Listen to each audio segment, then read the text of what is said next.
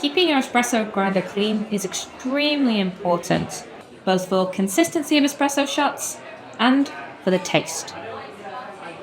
I'm going to show you how to clean your Mahlkönig E65 or E80 grinder at the end of every day. The equipment you're going to need to clean your grinder is a vacuum cleaner, a Torx screwdriver, a dry and a wet cloth, and a paintbrush or toothbrush. First of all, we're going to close our hopper gate and grind the remainder of the coffee in the chamber into a cup. Next, very important to turn off and unplug your grinder from the mains. Remove your hopper by turning it anti-clockwise and empty those beans into a container or one of your empty bags and reseal it to keep it fresh for the next day. You can clean your hopper with the steam wand or with a damp cloth, and then please make sure it is dry, either with a dry cloth or some blue roll. We're going to vacuum the grind chamber to remove any small bits of coffee, any coffee grounds, any chaff. And then we're going to use our Torx screwdriver to release those two locking screws. Don't remove them, just make them a little loose. Turn the adapter cover anti-clockwise to the unlocked position and remove the grinder cover gently. Remove the metal and the silicone flapper and wipe them with a damp cloth. Dry them and pop them to one side. We'll take a pipe cleaner and clean the flapper chamber to get rid of any debris and loose grounds, and then vacuum the grind chamber again.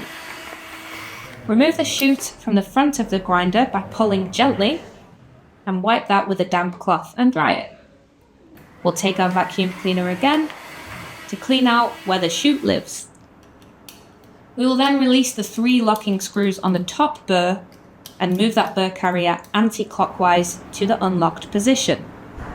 Remove that gently and vacuum out in the burr chamber again. We can use our brush to brush away any coffee grounds from on those burrs. There may be a build-up of some oil and some very fine coffee grounds around that burr. You can take a small pick or something sharp just to loosen those up before we vacuum again. The key here is to remove as much of that loose coffee grounds as possible. Once you're happy with the inside of the chamber, we're going to place the top burr back on, move that burr carrier clockwise, and fasten those locking screws again. We don't want to make them too tight, just tight enough that that burr carrier is not going to move. Replace the flapper, both metal and plastic if you have both. The metal flapper will be closest to the burrs. The plastic flapper will be closest to you. Replace that grinder cover and tighten those locking screws into the locked position again.